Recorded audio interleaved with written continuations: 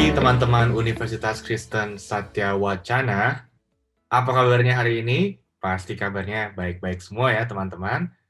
Sebelumnya, perkenalkan, saya dengan Daniel Tumiwa selaku MC yang akan memimpin acara kita pada pagi hari ini.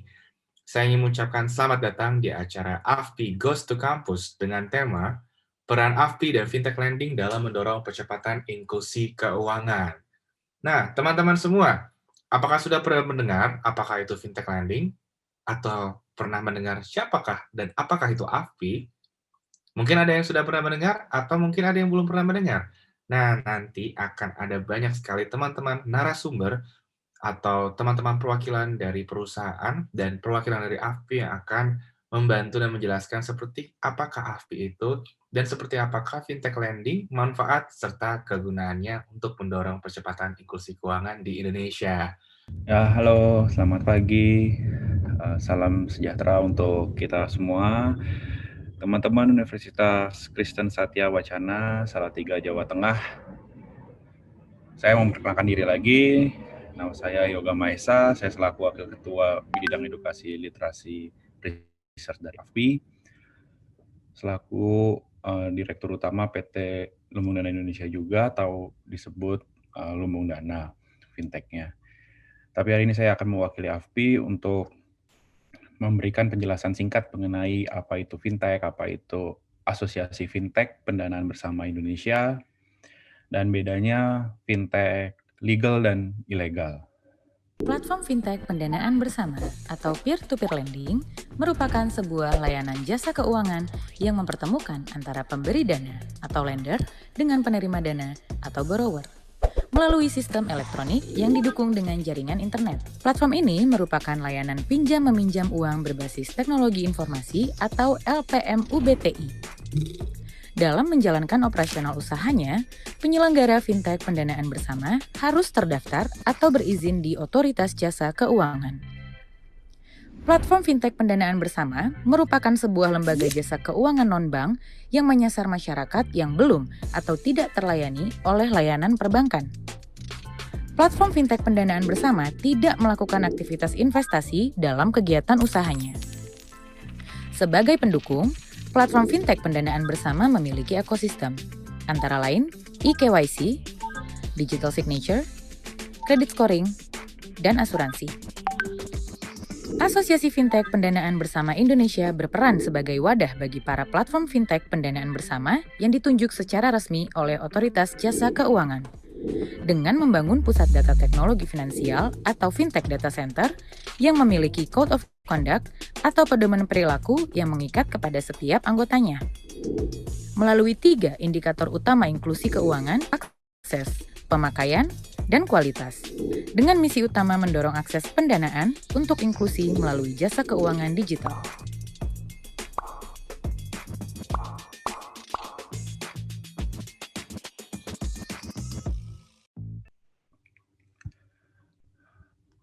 Oke, AFPI itu sendiri kita berdiri per Oktober 2018 dan ditunjuk oleh OJK sebagai asosiasi resmi per 2019 dengan anggota yang berjumlah 138 anggota. Nah, dari 138 anggota ini, dari penyelenggara semua fintech, peer-to-peer lending, atau yang biasa disebut pinjaman online, ada 57 yang telah mengantongi izin dan 81 yang telah mengantongi tanda terdaftar dari OJK, yang meliputi dari bidang produktif, multiguna, dan syariah. Tapi di sini perlu saya highlight, teman-teman nggak usah worry kalau akan menggunakan jasa dari para penyelenggara yang telah terdaftar resmi di AFPI dan di OJK. Apa bedanya itu berizin dan terdaftar? Ini prosesnya sama aja, ini hanya proses legitimate dari OJK. Jadi yang berizin maupun yang terdaftar ini sama-sama legal. Jadi nggak ada isu teman-teman bisa melakukan pinjaman atau melakukan lending di fintech yang telah berizin maupun yang terdaftar. Nah, untuk kerangka kerjanya sendiri apa yang dilakukan AFPI itu kita melakukan satu perlindungan konsumen. Perlindungan konsumen ini diatur di dalam Code of Conduct, ada komite etik yang tadi Pak Enci jelaskan, Terus kita juga punya saluran pengguna konsumen atau jendela. Oke, di next. Nah, ini adalah logo-logo yang para penyelenggara atau teman-teman penyelenggara yang telah terdaftar di AFPI. Jadi teman-teman bisa foto dulu logo-logo ini. Kalau mau, nanti silakan di-research dari 138 ini yang menurut teman-teman paling cocok untuk teman-teman Universitas Kristen Satya Wacana. Silakan untuk dicoba dan dipelajari. Oke, next. Nah, visi dari AFPI itu sendiri, kita yang mendorong akses pendanaan yang inklusif, yang melayani jasa keuangan secara digital. Nah, misinya kita mendukung akses pembiayaan hingga 100 miliar USD yang meningkat 75% dari 2020. Dengan detail misinya atau indikator utamanya adalah memberikan akses yang baik, penggunaan yang mudah, dan kualitas dari para penyelenggara yang memenuhi syarat atau comply dengan regulasi yang ada. Oke, arsitekturnya dari AFPI sendiri, kita memiliki policy advocacy, code of conduct yang harus dipenuhi seluruh member dari AFPI. Terus kita melakukan literasi dan edukasi seperti acara Fintech Goes to Campus ini. Terus kita juga memiliki data knowledge and intelligence. Dan kita melakukan kolaborasi dengan ekosistem yang ada.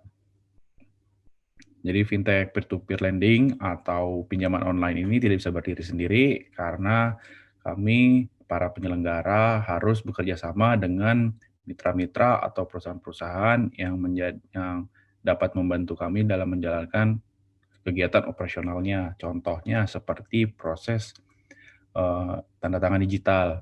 Tanda tangan digital ini kami bekerja sama dengan perusahaan yang memberikan tanda tangan digital. Jadi kalau melakukan pinjaman online atau memberikan dana lebihnya melalui pinjaman online ini tidak membutuhkan ketemu fisik maupun kirim-kirim dokumen by email dan lain-lain. Ini prosesnya semuanya udah tanda tangan digital. Terus ada lagi untuk proses pemilihan premi asuransi juga dilakukan secara digital dan lain-lain. Oke, di next. Nah, ini adalah perubahan perilaku atau code of conduct yang harus dipenuhi oleh para member dari AFPI. Jadi ini adalah salah satu syarat utama fintech itu menjadi member AFPI yang akan menjadikan fintech ini atau pinjol ini menjadi legal di mata AFPI maupun OJK. Yang pertama, para penyelenggara ini harus memiliki transparansi produk. Transparansi produk itu apa sih? Kayak kira-kira yang pertama, informasi biaya ini harus ada di website maupun di mobile apps mereka. Yang kedua, suku bunga. Itu harus jelas ada di website mereka. Yang ketiga, standar disclaimer. Terus ada juga tentang masalah non-performing loan-nya.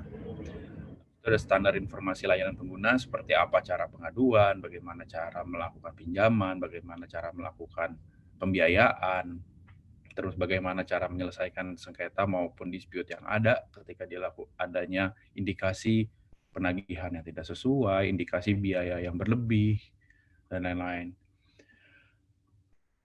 Terus poin yang kedua ini adanya larangan pemberian pinjaman yang berlebih. Jadi limit dari pemberian suku bunga dari fintech pendanaan atau disebut pinjol adalah 0,8% per hari.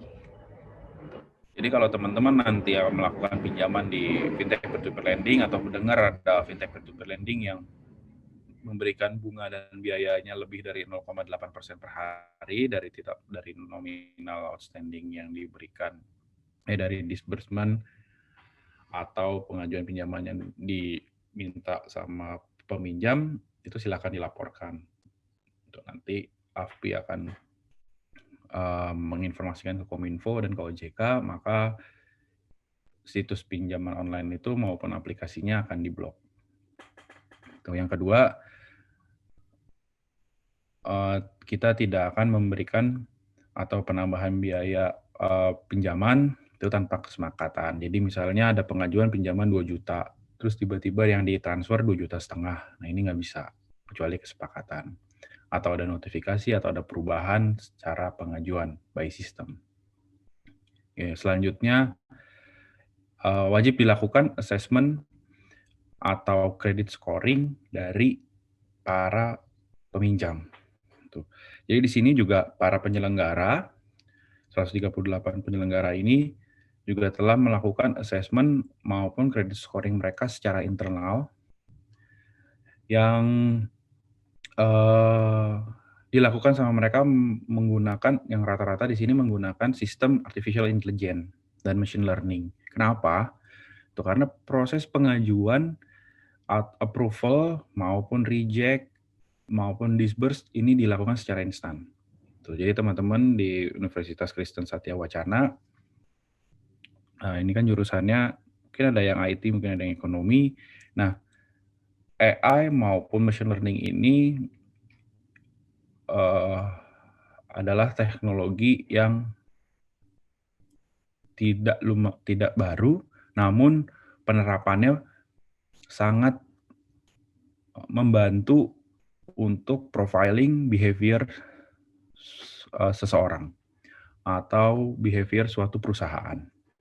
Gitu. Jadi bisa teman-teman bayangin, para penyelenggara yang menggunakan sistem artificial intelligence ini bisa lihat dari hanya nomor telepon teman-teman, penggunaan pulsanya itu kira-kira berapa. Kalau minjemnya 5 juta, penggunaan pulsanya setiap bulan cuma 10.000, 5.000, ini handphone bohongan, pasti nanti one day akan kabur. Nah ini bisa kecek.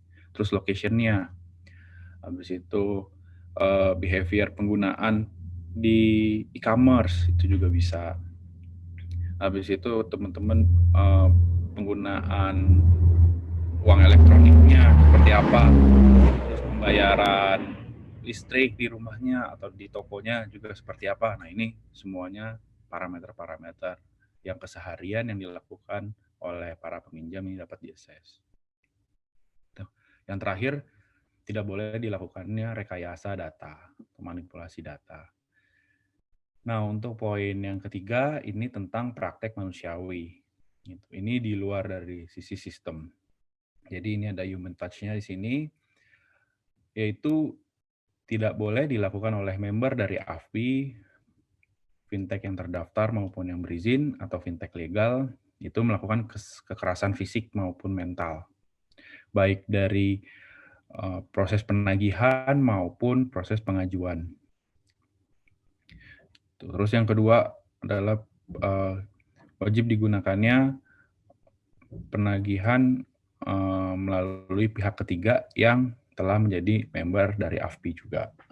Jadi AFPI selain dari kita memiliki member dari para penyelenggara, kita juga memiliki member ekosistem yang membantu dari fintech peer-to-peer lending itu sendiri. Saya bilang seperti tentang digital, perusahaan yang memayungi masalah customer service, penagihan, dan lain-lain. Dan ini semuanya untuk customer service, untuk collection, ini membutuhkan sertifikasi maupun adanya tes yang dilakukan oleh AFPI kepada para karyawan perusahaan-perusahaan tersebut. Jadi kalau sertifikasinya ini nggak tes, mereka tidak bisa melakukan proses penagihan. Which is ini langsung ke orangnya, bukan ke perusahaannya. Kalau perusahaannya, AFPI juga telah men-screening, tapi ini langsung ke titik karyawannya yang akan melakukan day-to-day basis pekerjaannya. Terus harus diatur masalah penyelesaian atas hak para peminjam yang meninggal dunia. Terus proses untuk penagihan ini mengatasnamakan dari pemberi pinjaman. Jadi saya tekankan bahwa pinjaman online atau fintech pendanaan, fintech lending ini bukan perusahaannya yang memberikan pinjaman ke para peminjam. Gitu. Jadi kalau saya lagi iseng-iseng nih, saya buka aplikasi di App Store atau di Google Store, itu saya suka lihat ada komen-komen yang mungkin ya pinjamannya nggak cair atau pinjamannya di-reject terus dengan kriteria maupun scoring dari penyelenggara masing-masing. Itu tapi komennya suka lucu-lucu, misalnya kayak, "Ini sebenarnya perusahaannya punya duit nggak sih?" Gitu. "Sebenarnya perusahaannya serius nggak sih mau ngasih pinjaman?" Atau lain-lain. Nah, sebenarnya bukan perusahaan yang nggak punya duit, tapi untuk secara scoring system by AI maupun machine learning-nya mereka ini di-reject dengan alasan tertentu gitu. Dan bukan penyelenggaranya yang nggak punya duit, tapi kita juga harus melindungi uang yang akan dititipkan oleh para pendana maupun para lender melalui penyelenggara yang nantinya akan diteruskan sama penyelenggara atau pinjol ini ke para peminjam.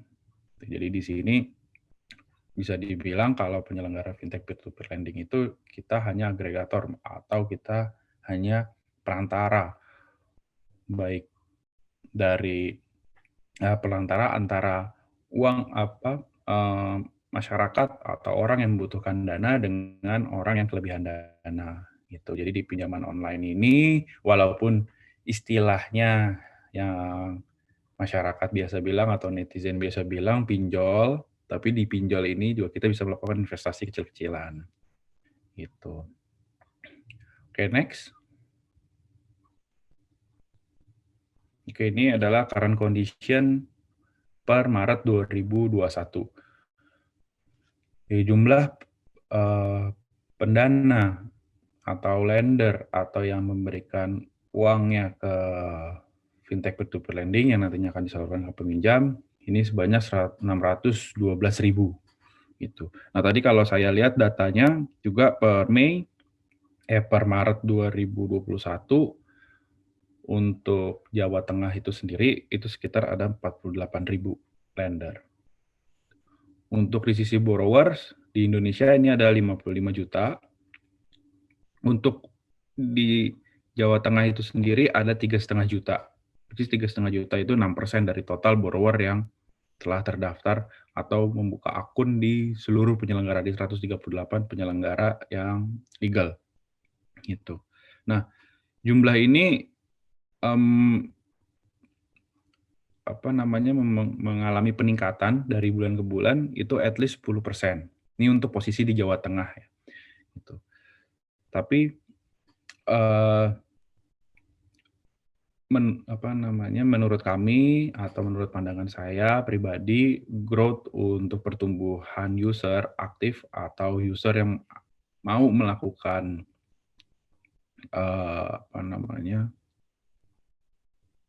yang mau mendaftar lah, yang mau mencoba di dalam keuangan digital ini lumayan animonya. Makanya ada peningkatan 10% setiap bulannya. Itu terus agregat pinjamannya atau pinjaman yang telah disalurkan hingga dari beberapa tahun dari berdirinya fintech peer-to-peer lending ini di Indonesia, diregulasi oleh OJK hingga Maret 2021 itu 181 triliun. Which is di Jawa Tengah per Maret itu 916 miliar. Itu meningkat 19% dari bulan Maret tahun lalu. Jadi ini tadi benar seperti apa yang dibilang Pak Yeremia, bahwa fintech itu sangat membantu pertumbuhan ekonomi nasional yang sedang dilanda oleh pandemi COVID-19 ini. Jadi walaupun adanya COVID di Indonesia, kami tetap dapat menerima pertumbuhan sebesar 19% dari tahun lalu. Nah, ini kembali jumlah fintech itu ada 81 perusahaan yang telah terdaftar dan 57. Nah, 81 yang telah terdaftar dan 57 yang telah memiliki izin ini dapat dilihat di mana. Nah, teman-teman ini nanti bisa buka di webnya OJK, ojk.go.id, di situ di halaman home-nya 3/4 dari atas lah, itu ada list-nya tuh. Ya, itu selalu diupdate sama OJK. Nah, ini data per Mei 2021. Gitu.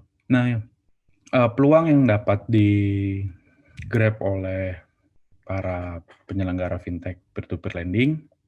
Ini ada 186 juta individu lagi yang dapat menjadi member dari para penyelenggara, baik secara dari lender maupun dari borrower.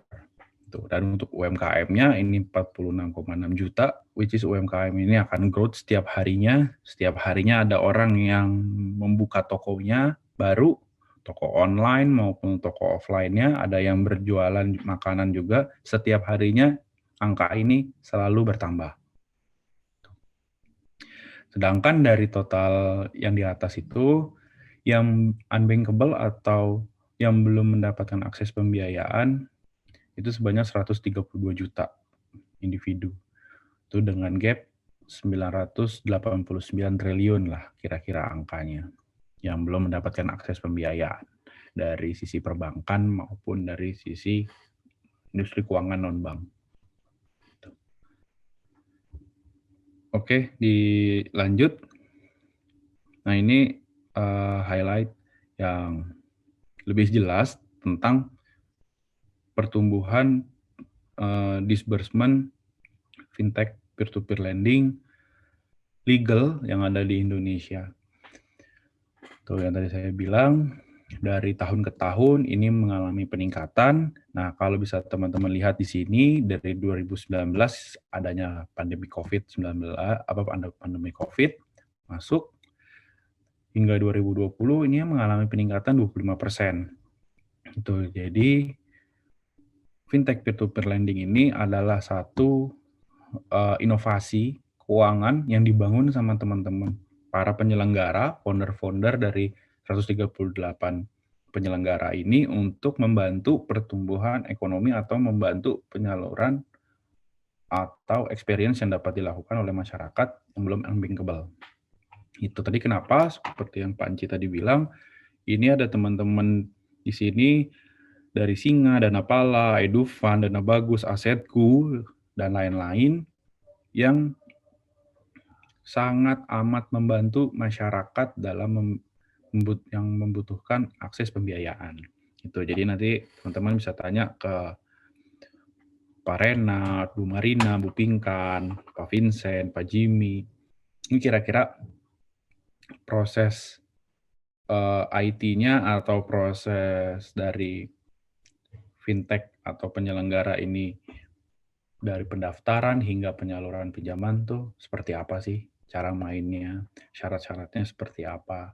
Nah, ini dari 138 ini semuanya beda-beda. Gitu. Semuanya memiliki target, semuanya memiliki UI UX yang beda-beda, semuanya memiliki kriteria yang berbeda-beda, segmen pasar yang berbeda-beda. Jadi bisa dibilang ada 138 fintech yang unik. Tuh. Ini kita ngomongin yang sisi legal. Keunikannya itu kira-kira seperti apa sih kayak di Next? Nah, ini adalah mapping atau pembagian yang telah kami lakukan. Ini contoh-contoh bisnis model dari 138 fintech legal. Itu kira-kira apa aja? Nah, yang pertama ini ada pembiayaan atau pinjaman yang disebutnya retail makro. Ini kepada toko-toko kelontong atau toko-toko kecil yang akan melakukan pinjaman. Ini contohnya Dana Mas, ada toko modal juga. Nah, ada pinjaman multiguna.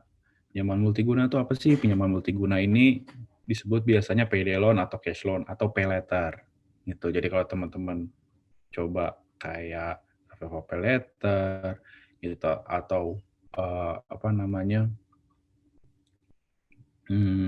OVO pay later, GoPay pay later. Nah, ini semuanya masuk di multiguna. Nah, ada juga sisi produktif yang mengarahnya ke B2B atau ke UMKM, yaitu invoice financing, pinjaman tagihan. Jadi nanti kalau teman-teman misalnya ada kerjaan nih, ada satu perusahaan mau beli komputer, due date pembayarannya di tanggal 20 gitu. Tapi di tanggal 15 teman-teman udah butuh nih uang baru untuk modal kerja selanjutnya. Nah, ini bisa mengajukan di fintech peer-to-peer lending. Nah, di sini contohnya ada Investri dan Modalku. Tuh. Ada juga yang syariah, kalau teman-teman mau coba itu ada Alami dan Amanah. Gitu. Nah, range pinjaman dan bunganya ini juga sangat beda-beda. Itu di sini kita nyebutnya ada 15%, 60%, 30%, ini per tahun semua. Gitu. Dengan limit atau jumlah pinjaman yang cukup unik, ini juga beda-beda. Ada yang maksimal 3 juta, 5 juta, 6 juta, 10 juta, hingga 2 miliar untuk pinjaman yang produktif. Tuh. Ini adalah mapping secara garis besarnya, contoh-contoh bisnis model yang dapat memayungi atau membantu masyarakat di Indonesia. Itu. Jadi appetite dari masyarakat Indonesia dicoba dijawab oleh teman-teman penyelenggara dengan bisnis model mereka masing-masing. Dan ini semuanya berbasis teknologi. Oke, di next. Oke, ini adalah data yang lebih detailnya masalah disbursement per bulan. Ini di bulan April, Mei, Juni, Juli, waktu awal-awal COVID masuk.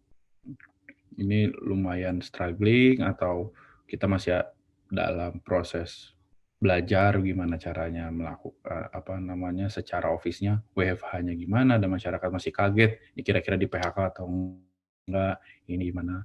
Terus jualannya jalan nggak sih kalau lagi ada COVID gini-gini. Nah, makanya growth-nya ada di titik terendah tuh di bulan Mei, 3 bulan setelah pemerintah memberikan perintah untuk dilakukannya lockdown.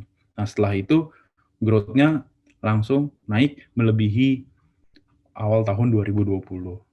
Kenapa? Karena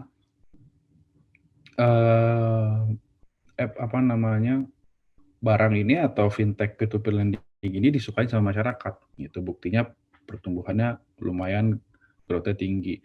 Kenapa? Karena hingga saat ini pinjaman yang kita berikan ini cepat. Itu prosesnya 5-10 menit. Tapi itu tetap aman. Kenapa? Kalau teman-teman mau jadi lender di suatu pinjaman online gitu, misalnya, ini saya menemukan beberapa case. Nah, ini banyak orang yang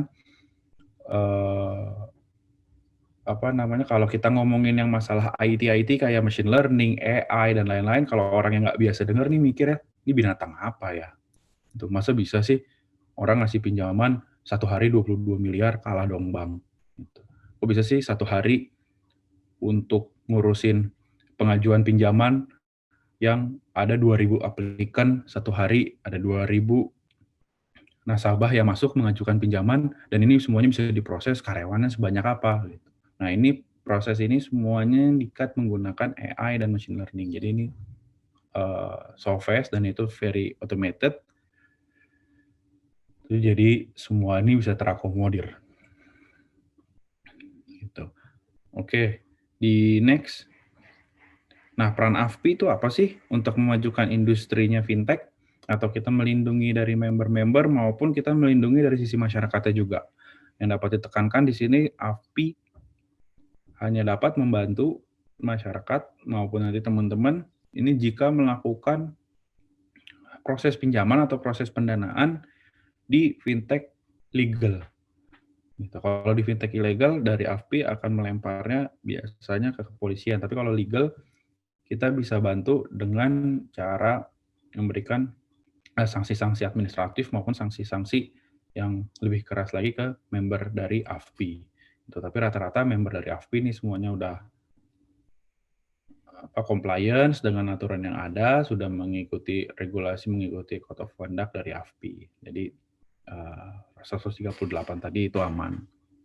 Jadi yang pertama, AFPI akan memberikan advokasi pengembangan kebijakan fintech pendanaan bersama, yaitu adanya kita memberikan perlindungan mengikuti dari Undang-Undang Perlindungan Data Pribadi. Nah, ini data ini akan sangat penting. Ini kalau saya tidak salah dengar, teman-teman yang mengikuti webinar hari ini dari Unkris Satya Wacana itu jurusannya IT. Nah, di jurusan IT kebetulan saya juga background-nya di IT, di database. Jadi IT ini atau jurusan ekonomi dan akuntansi nowadays itu sangat seksi. Kenapa? Karena finansial yang konvensional ini dalam 3-5 tahun ke depan ini sepenuhnya akan berubah secara digital semua gitu.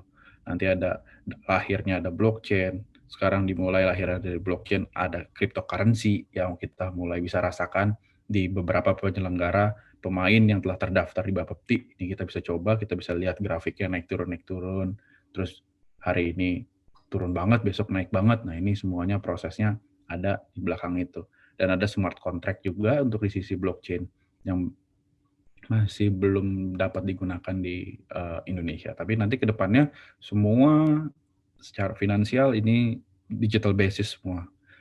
Itu hampir mungkin tidak ada fisik lagi. Oke, next ya. Kita melakukan edukasi pasar, itu melakukan pelatihan atau webinar-webinar seperti ini. Itu jadi edukasi ini sangat penting untuk memberikan penetrasi maupun biar masyarakat ini nggak menggunakan fintech yang ilegal. Gitu. Kalau fintech yang ilegal sekali dicoba, itu udah susah deh. Kenapa? Karena kalau sekali nyoba fintech yang ilegal melalui handphone ini akun, nomor kontak, SMS, galeri, foto, lokasi semuanya bisa diambil. Ibaratnya kayak handphone kita dihack dan di-tap gitu sama orang. Itu datanya kesedot. Dan kita itu nggak berasa, datanya nggak hilang. Itu dihack tapi datanya nggak hilang, diambil doang sama dia. Nanti datanya bisa disalahgunakan.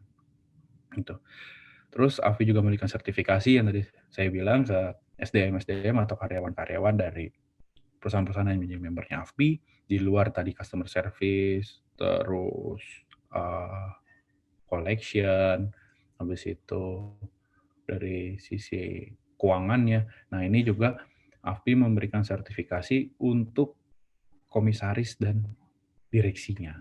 Gitu. Jadi bapak-bapak dan ibu-ibu yang nanti akan jadi pembicara ini juga telah mendapatkan sertifikasi dari AFPI.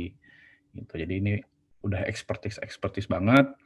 Teman-teman beruntung bisa dengar nanti penjelasan dari kelima narasumber selanjutnya.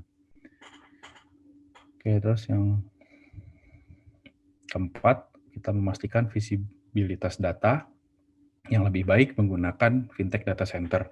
Fintech data center ini apa?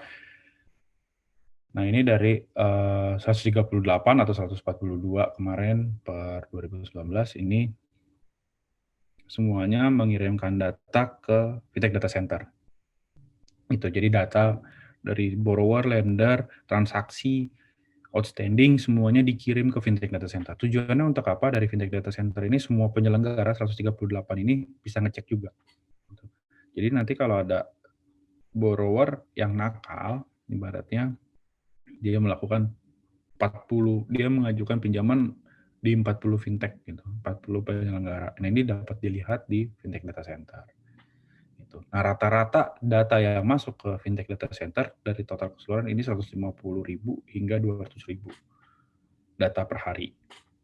Jadi bisa dibayangkan 150 sampai 200.000 ini adalah fresh data atau pengguna dari 138 fintech ini. Jadi ini lumayan masif, ada 200.000 orang yang melakukan pinjaman di seluruh ekosistem fintech ini. Oke, terus yang terakhir kita menegakkan kode etik. Itu yang harus dipenuhi oleh member dari AFPI. Oke, di next. Nah, ini tentang keunggulan atau peran dari fintech. Peran keunggulan dari fintech ini nggak lepas dari yang namanya teknologi. Tadi saya bilang kalau teman-teman yang di sini ada hope atau merasa masuk ke jurusan IT salah jurusan, itu totally wrong. Kenapa? Karena kedepannya semua akan ke sana. Hari ini penyerapan tenaga kerja untuk IT ini lumayan tinggi, dan nyari orang IT, nyari orang akuntan, nyari orang ini, teman-teman nanti boleh tanya ke 5 pembicara selanjutnya maupun Pak Enci, ini susah nyarinya. Gitu. Jadi sangat langka. Jadi fintech peer-to-peer lending bisa jadi salah satu opportunity teman-teman nanti waktu apply kerja. Gitu. Jadi belajar itu di perusahaan startup, nanti one day teman-teman bikin startup itu sendiri. Gitu. Jadi kalau sekarang menurut saya pribadi udah nggak zaman kerja jadi PNS, kerja jadi apa itu, tapi kerja di startup yang one day nanti teman-teman bisa bisa punya startup itu sendiri. Kita nggak tahu ke depannya startup ini jadinya apa, mungkin ada pengiriman secara drone atau VR dan lain-lain. Nah, ini teman-teman bisa grab pasar itu. Oke.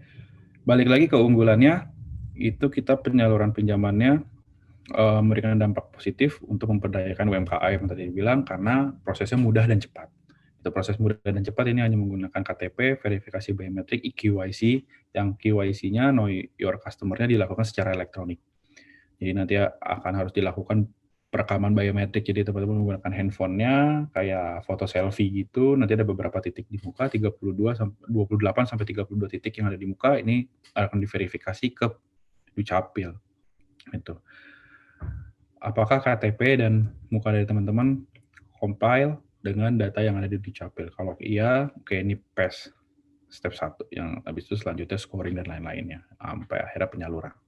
Gitu. Jadi AI-nya juga dari muka teman-teman, lokasi, sama apa namanya, itu juga penting. Oke, saya lupa, untuk fintech legal ini aplikasinya nanti ketika teman-teman download, itu bisa dicek di Play Store atau di App Store, itu cuma bisa akses yang namanya kamera, mikrofon, sama location.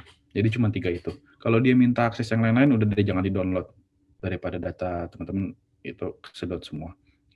Lebih baik kita research dulu apakah fintech ini legal atau ilegal, kita take time 5-10 menit, baru dari 5-10 menit kita buang waktunya untuk belajar apakah fintech ini legal atau ilegal, daripada nanti ke depannya efeknya panjang banget gitu. Karena kalau once data udah diambil, dilempar ke server luar negeri dengan VPN tertentu, udah lempar IP sana, IP sini, MAC address sana, MAC address sini, ujungnya nih nggak bisa ketahuan datanya ada di mana. Tuh. Jadi once sudah keambil, data udah masuk ke cloud, ke jaringan internasional, ini udah nggak bisa di-trace dan udah nggak bisa dihapus lagi. Jadi once sudah ketarik datanya, dah bye-bye. Tuh. Jadi mending take 5-10 menit untuk research, itu better. Kenapa? Itu ngamanin diri teman-teman itu sendiri. Itu. Terus yang selanjutnya, untuk fintech ini aksesnya mudah. Kenapa? Karena ada di website maupun di aplikasi gitu. Jadi kita nggak punya cabang yang tadi kayak Pak Enci bilang, penyelenggara itu nggak punya cabang di mana-mana, tapi cabangnya kita itu adalah aplikasi dan website. Gitu. Jadi dengan cabangnya aplikasi dan website, customer service-nya juga ada di situ. Bisa lewat live chat, terus bisa kirim email, tadi dari live chat, email, bisa telepon juga ke situ gitu. Atau kalau misalnya domisilinya emang ada dan kebetulan ada representatif di situ atau agennya, ya itu bisa datang ke situ. Jadi kita bisa serve yang namanya unbank, masyarakat yang unbank atau individu yang unbank maupun yang unserved. Ini dari sisi perbankannya. Nah, terus yang ketiga itu tadi teknologinya. Ini penggunaannya mudah, membutuhkan yang namanya internet. Itu dari internet juga kita butuh ya device-nya, laptop, smartphone, atau PC untuk membuka website dan aplikasinya. Terus domisili atau lokasi teman-teman ini tidak menjadi alasan untuk teman-teman tidak mendapatkan pembiayaan gitu. Jadi once teman-teman merasa, oh kayaknya saya ada kemampuan nih untuk minjem cuma 500.000 gitu. Terus teman-teman misalnya di jalan, dompetnya curian gini, terus habis itu cuma ada handphone doang, tapi OVO dan GoPay-nya nggak ada gitu, tapi mobile banking-nya ada. Nah, teman-teman bisa tuh pinjam di ini untuk menyelamatkan diri barang sehari 2 hari. Jadi pinjam 500.000 dapat bunganya cuman 0, sekian persen per 2 hari, ya masih oke lah untuk nyelamatin diri sendiri. Jadi tujuan dari fintech-nya tuh itu. Atau ini untuk modal kerja harian. Kayak penjual makanan. Dia butuh modal setiap harinya 1 juta. Dengan penggunaan 1 juta ini dia bisa menghasilkan 1,2 juta. Kalau kita ambil rata, kalau dia punya modal 5 juta, berarti dia bisa dapat hasil 6 juta. Gitu. Jadi dapat keuntungan margin 1 juta. Kalau dia punya dana 1 juta, marginnya 200.000. Ya kan tinggal dikali 5. Nah, terus untuk dia pengen dapat keuntungan 1 juta, dia berarti butuh modal 5 juta. Ya udah, dia pinjam aja di fintech peer-to-peer lending ini. Dia pinjam 5 juta di paginya, hari itu makanannya selesai, atau dagangannya selesai, sorenya atau malamnya atau besoknya dilunasin. Habis itu dia pinjam lagi, dilunasin. Habis itu dia pinjam lagi, dilunasin. Dari margin 1 juta kepotong 100 atau 70-80 ribu, ya masih oke lah. Daripada dia cuma dapat 200 ribu per hari. Jadi ini yang dibilang sangat membantu. Dan prosesnya tadi itu semuanya online, cuman butuh internet atau wifi siapa aja, cuma numpang tether 5 menit. Habis itu ini pakai internet orang, tether 5 menit, yang dapat pinjaman kita. Padahal pulsanya dia kesedot, walaupun datanya juga nggak seberapa. Gitu. Jadi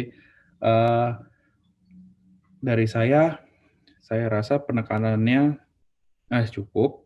Terus kalau saya mau menekankan kembali, itu bahwa jangan sekali-sekali coba yang namanya fintech ilegal. Please luangkan waktunya 5-10 menit untuk research fintech legal itu apa. Bisa di webnya afpi.or.id. Afpi juga punya Instagram dan LinkedIn, bisa dicek. Terus buka webnya OJK juga, ojk.go.id untuk chat. Nah, setelah teman-teman udah cek mana fintech yang legal, ya udah pakainya itu.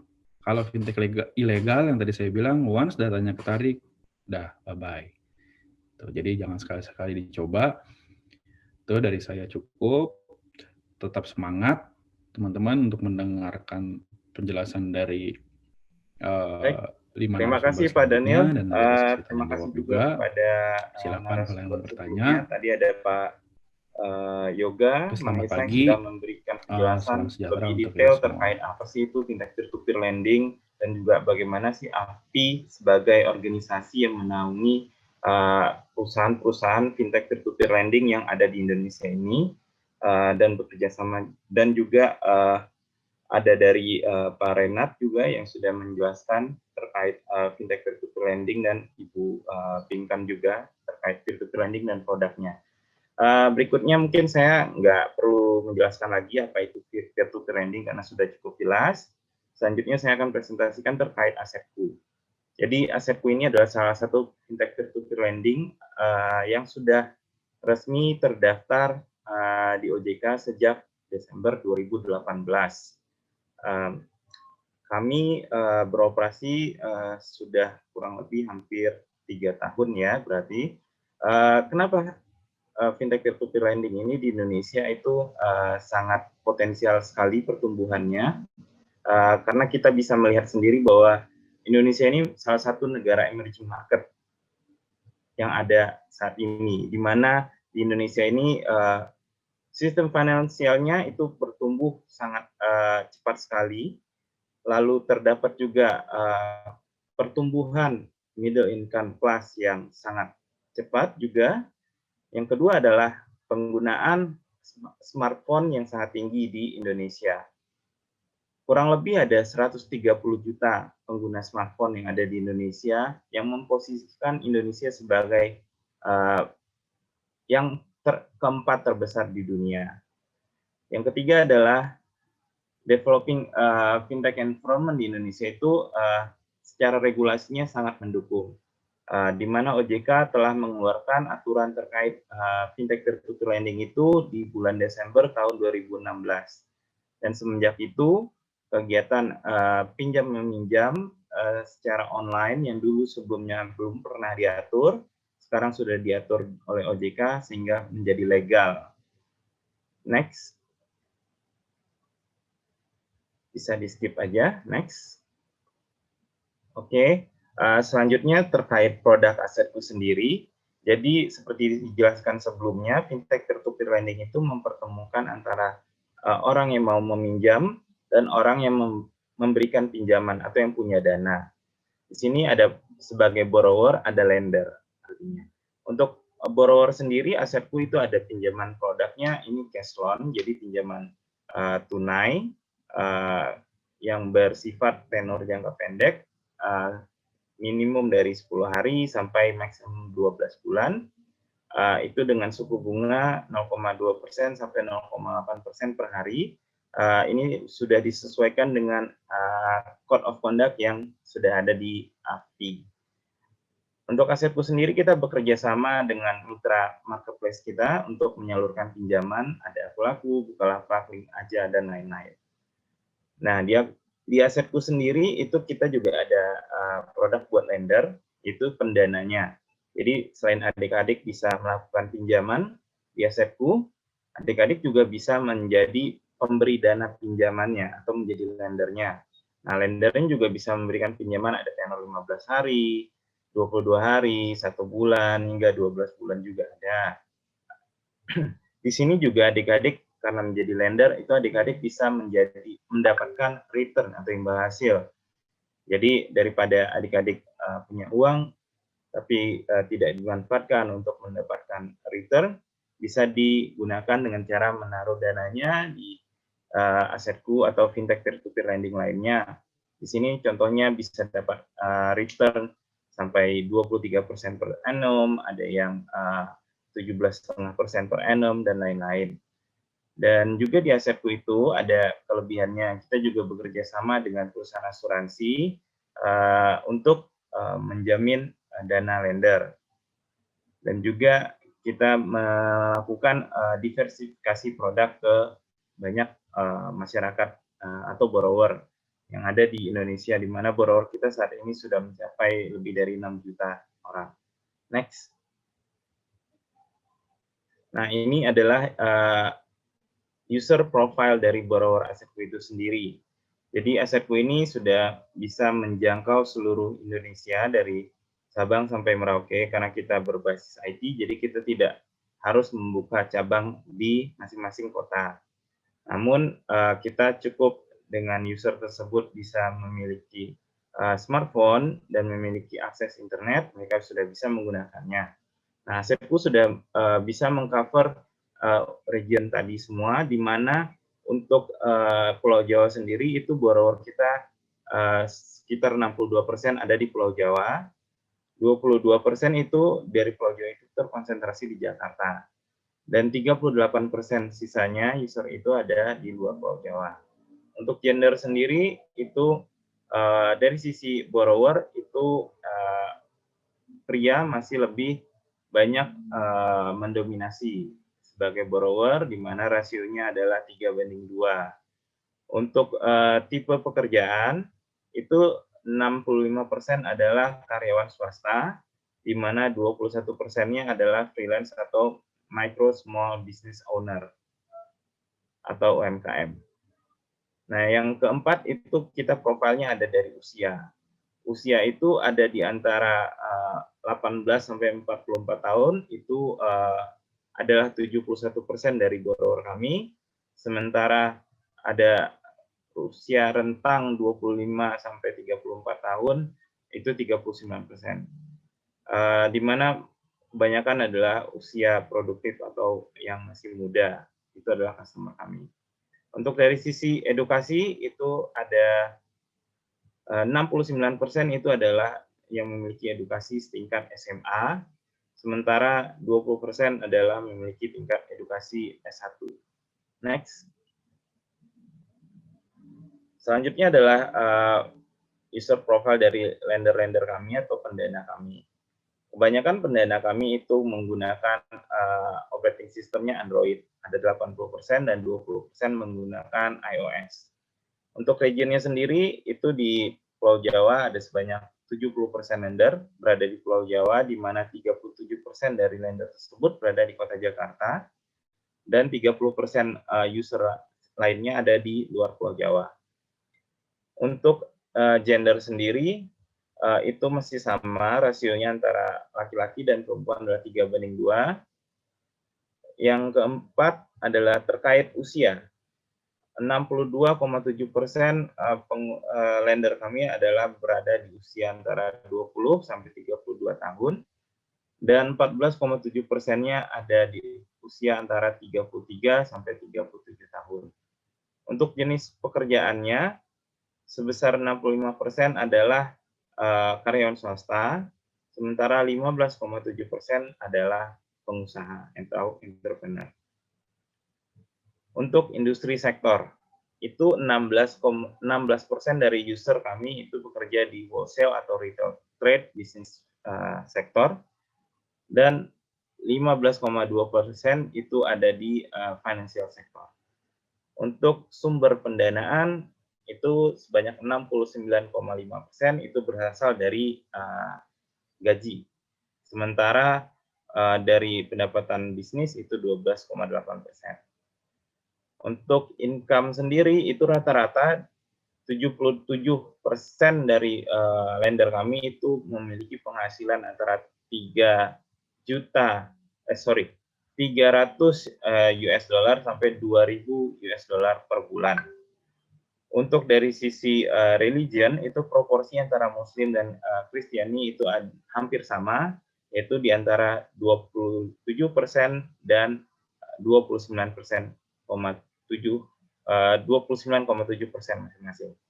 Sedangkan untuk sisi edukasi, kalau tadi sebelumnya didominasi oleh edukasi SMA dari sisi borrower, sebaliknya untuk dari sisi lender itu bisa terlihat kebanyakan dari sisi lender itu memiliki edukasi yang lebih tinggi, yaitu sebesar 70,8% adalah lulusan S1, sedangkan 5,1% lender itu adalah memiliki gelar S2 dan lebih tinggi. Next.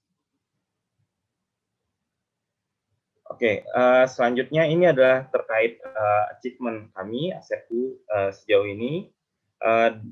Total pinjaman yang berhasil disalurkan sejak berdiri sampai sekarang itu adalah sebesar 31,9 triliun rupiah, dengan outstanding pinjaman saat ini sebesar 2,6 triliun, di mana berdasarkan data di April 2021 ini, total penyaluran pinjaman kami itu setara dengan 20,7% market share dari seluruh total pinjaman dari fintech peer-to-peer lending yang resmi dan terdaftar di OJK. Dengan total loan order sebanyak 50 juta lebih. Next. Total lender kami kurang lebih yang aktif saat ini ada lebih dari 94.000 orang, dengan total borrower aktif lebih dari 6,4 juta, total lending order lebih dari 2 juta kali, average amount per lender itu ada di 23.000 US dollar, average ticket size ada di angka 1.000 US dollar, continue lending rate atau di mana biasanya si lender melanjutkan pendanaan kembali ada di angka 80%. Next. Nah, untuk memberikan edukasi kepada masyarakat, Asetku juga melakukan beberapa kegiatan. Pertama, kita melakukan webinar. Kita bergabung dengan platform-platform lain seperti yang kita adakan saat ini. Kita berjoin dengan Singa, dengan Edufund, Dana Pala, Dana Bagus, dan diselenggarakan oleh API. Dan selanjutnya kita juga melakukan online survei melalui sosial media. Lalu kita juga membuat konten-konten terkait financial literasi di aplikasi kami, aplikasi Asetku. Dan juga kita juga memberikan news update di aplikasi kami. Dan kami juga memiliki relationship manager untuk memberikan asisten atau memberikan bimbingan kepada masyarakat atau user kami jika ingin mengetahui lebih lanjut mengenai produk Asetku atau peer-to-peer lending itu sendiri. Next. Berikut adalah tampilan user interface dari Asetku. Jika adik-adik ingin mendownload aplikasi Asetku, itu bisa di-download dari App Store dan Play Store. Ini adalah tampilan user interface kami. Kami coba membuat user interface yang sesimpel mungkin dan mudah dimengerti buat user kami. Mungkin sekian dulu presentasi dari saya. Saya kembalikan kembali kepada Pak Dhani. Terima kasih.